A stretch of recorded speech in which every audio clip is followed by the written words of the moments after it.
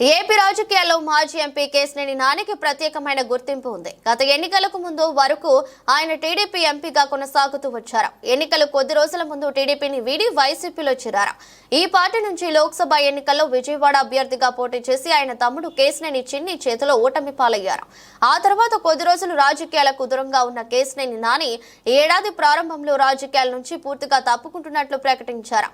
అయితే కొద్ది రోజులుగా ఆయన మళ్లీ రాజకీయాల్లోకి రీ ఎంట్రీ ఇస్తారని, భారతీయ జనతా పార్టీలో ఆయన చేరబోతున్నారని సోషల్ మీడియాలో ప్రచారం జరుగుతుంది.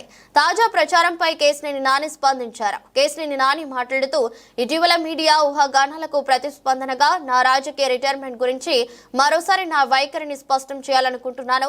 ఈ ఏడాది జనవరి 10న రాజకీయాల నుంచి తప్పుకుంటున్నట్లు అధికారికంగా ప్రకటించాను. ఆ నిర్ణయం మారదు. అయితే ప్రజలకు సేవ చేయడానికి రాజకీయాల్లో ఉండాల్సిన అవసరం లేదని నేను హృదయపూర్వకంగా నమ్ముతున్నానన్నారు. ప్రజాసేవ అనేది జీవితాంతం నిబద్ధత అని, కుల మత రాజకీయాలకు అతీతంగా ఉంటుందని నాని తెలిపారు. ఆయన వచ్చి మా ఊరికి కమ్యూనిటీ హాల్ కావాలనగానే నేను బొబ్బిలిపాడు కోసం కమ్యూనిటీ హాల్ నాకు తెలిసి రాజశేఖర రెడ్డి గారు కూడా బొబ్బిలిపాడు కోసం చేసి ఉంటారు lift irrigation scheme. Only Bobbilipadu Sai గారి నిజాయితీ, ఆయన యొక్క కమిట్మెంట్, నిబద్ధత ఈ ప్రాంతం పట్ల, ఈ ఊరు పట్ల ఆయన అన్ని త్యాగం చేసి కళల పట్ల, ఈ ప్రాంతం పట్ల చేసినటువంటి త్యాగానికి, ఆయన యొక్క పట్టుదలకి, ఆయన యొక్క నిజాయితీకి రాజశేఖర రెడ్డి గారు మెచ్చి ఈ గ్రంథానికి ఇచ్చారు. కానీ నాకు తెలిసి సాయి గారి కోసం చేసిందే రాజశేఖర రెడ్డి గారు చేసినా నేనైతే అదే అందుకే చేశాను ఆయన కోసం. కానీ నాగేశ్వర ఇందాక అంటున్నారు అన్నిటికీ చేసావు కానీ మా ఊరికి చేయలేదు నువ్వు. ఆయన రోడ్లు అడిగారు. రోడ్ల కంటే కూడా నాకు కమ్యూనిటీ హాల్స్ ఇట్లాంటి ఇంపార్టెంట్ అని చెప్పి, ప్లస్ అప్పుడు డబ్బులు కొంచెం తక్కువగా ఉన్నాయి చీలా. కానీ ఆయన ఒకటి చెప్పలా. ఆయన అడగంగానే ఫోన్ చేసి గడ్కరీ గారితో మాట్లాడా, మున్నేరు మీద కాజువే శాంక్షన్ చేయించారు ఫోన్లో. ఎంతమంది అంటే ఈ రెండు రాష్ట్రాల ఎంపీలు ఉన్నారు. నాకు గడ్కరీ గారు 98 తెలుసు. ఆయన మహారాష్ట్ర రోడ్ ట్రాన్స్పోర్ట్ మినిస్టర్ అప్పటి నుంచి. నేను ఎప్పుడు కూడా నా 10 ఏళ్ళు కాదు అంత ముందు కూడా ఎప్పుడు నా ఎంపీ పదవిని నా స్వార్థానికి వాడుకోవాలి. 10 ఏళ్ళు కూడా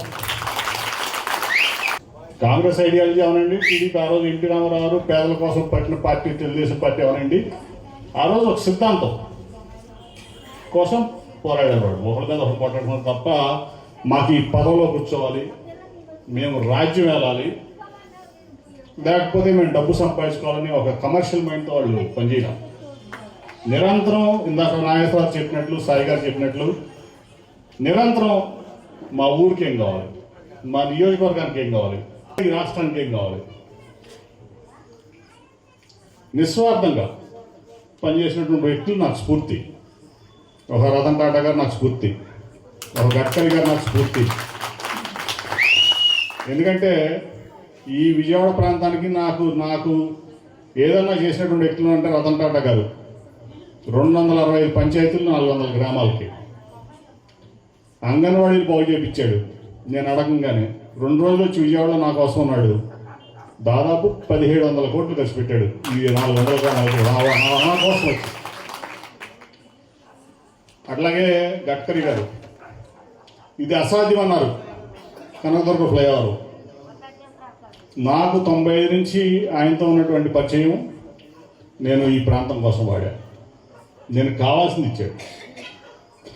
నాగేశ్వర ఇట్లా వరద వస్తుంది, మున్నేరు కొట్టుకుపోతుంది పెద్ద అంటే నేను ఫోన్లో మాడితే ఫోన్లో శాంక్షన్ ఇచ్చాడు గడ్కరీ గారు. 10 ఏళ్ళు కూడా నేను గర్వంగా చెప్తా. ఇట్లా తాగేసిన కానీ ఎవరి దగ్గర ఒక కప్పు టీ కూడా నేను తాకుండా ఈ ప్రాంతం కోసం పనిచేయాలని నాకు గర్వకారణం. ఎందుకంటే మా తాతగారు తెలిసిన 3 వ్యక్తులు ఇక్కడ ఉన్నారు కాబట్టి ఆయన నుంచి పొందుపుస్తున్నటువంటి ఐడియాలజీ అది. అట్లాగే ఎన్టీ రామారావు గారు లాంటి గొప్ప వ్యక్తుల్ని ఫాలో అయినటువంటి పరిస్థితి. సో ఈ ప్రాంతం కోసం పనిచేసాం. నాకేమి